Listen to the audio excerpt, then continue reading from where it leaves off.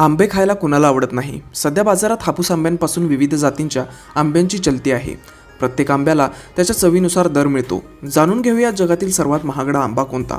जपानमधील मियाझाकी आंबा हा जगभरात सर्वात महागडा आंबा म्हणून ओळखला जातो. त्याची विक्री होत नाही तर त्याचा लिलाव होतो. आंबा म्हणजे फळांचा राजा.